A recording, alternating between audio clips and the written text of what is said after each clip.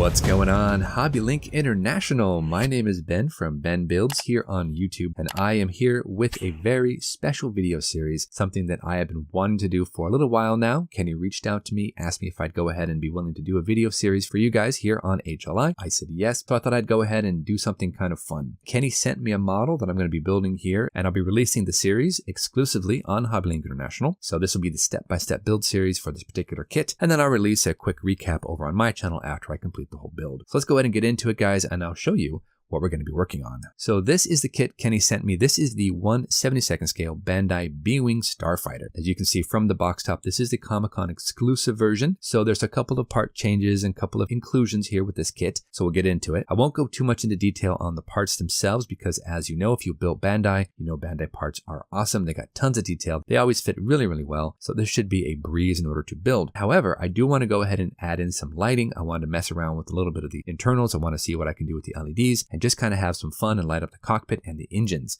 So that's going to be the main challenge for this particular build. But that'll be next episode, guys. We'll get into it a little bit more next episode. Today, we just want to go ahead and take a look at the kit and check out the internals. Now, this is actually the instruction manual that comes with the standard B-Wing. As you know, if you built Bandai before, these are great manuals. They break everything down into perfect little subsets. Everything goes together, and then you end up with a really cool looking model by the end of it. Then, of course, they have a full color pull out here, which you can check out the colors and the schemes and know how to paint this thing if you so choose. Now, the cool thing about the B-Wing is this center capsule right here where the pilot is, this thing stays stationary and the entire body rotates around that center point, which is why I've always wanted to build one. It's just such a unique design. Now, this is, of course, the standard instructions. So we have a pilot here. This is Ninub. He flies as co-pilot with Lando. That's for the standard version. What we have here is the special edition. So in order to make those changes, Bandai gives you this little insert right here that goes over all the changes. And as we can kind of look through this, and we really don't have that many differences. We do have a different paint job, of course. That is something that does jump out at you. On the original, we have a nice red sun there, very similar to Japanese markings. But on this one, we don't have that. If you get more into the internals,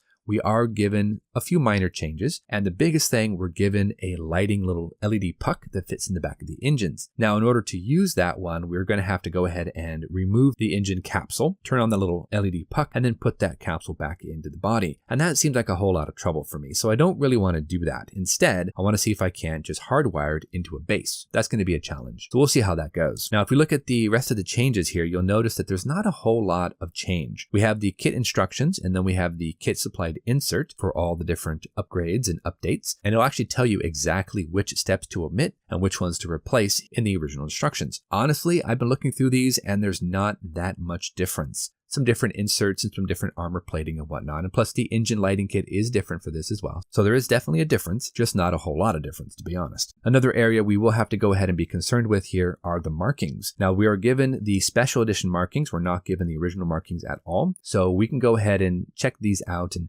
I'm pretty sure instead of having to fool with stickers or with decals, we could just go ahead and paint them because they're not that difficult to paint. And I'm sure I can look through my paint stash and find a color that is very similar to this, see what we can do. That way it'll make it a little easier to weather. I will be honest, I do like that kind of red sun, very similar to like Japanese markings from World War II. But we're going to go ahead and try the special edition and see what we can do with that. Otherwise, most of the colors are pretty similar. Now, the stand is going to be something we're going to have to really kind of work on because I want to go ahead and light up the cockpit. I want to put in some fiber optics. I want to go ahead and see what I can do and make that look a little bit more lived in. And it's a perfect amount of space in there for a single LED to run some fiber optics. So I have some of those on order. They'll be in soon. But the trick is, of course, how am I going to be able to make this stationary and also power the engines and still have it to be able to be rotated? Now, I don't plan on really kind of taking this out and rotating it like crazy, but I do want to go ahead and kind of pose it in an action shot, and that means I'd have to figure out a way to go ahead and pull the wires out the back. What I might be able to do is forego the majority of the kit supplied stand and just use different parts and pieces for that interface,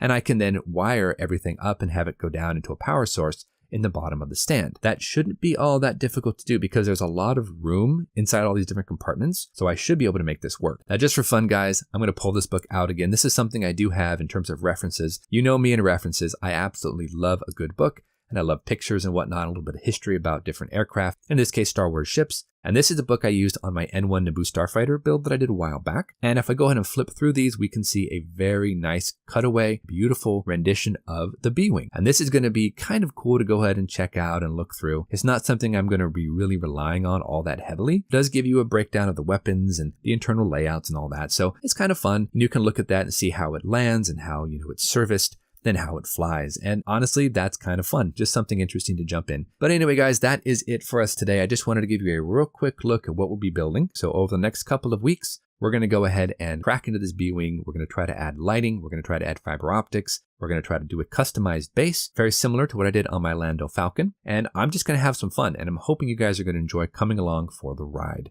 Nothing too crazy. So make sure to come on back and check out next week for episode number 2. We'll go ahead and crack into the model and see what else we can do. On a side note, if you enjoyed what you saw here, make sure to go check out my channel. I'm over at Ben Builds here on YouTube. Check the description for a link. I'm sure Kenny tossed one in there. I do sci-fi builds. I also do military builds, mostly World War II aircraft, but I've been known to throw a couple Cold War jets in there from time to time. And see if you guys like what you see. Maybe subscribe, drop a comment or two, and come along on all my modeling adventures. Until then, you know the drill. Go out there, get yourself some bench time, have some fun, build something cool. And we'll see you back here on episode number 2 for another episode of Ben Builds the B-Wing here on Hobby Link International. Thanks for watching, guys. Take care of yourselves, and we'll see you soon.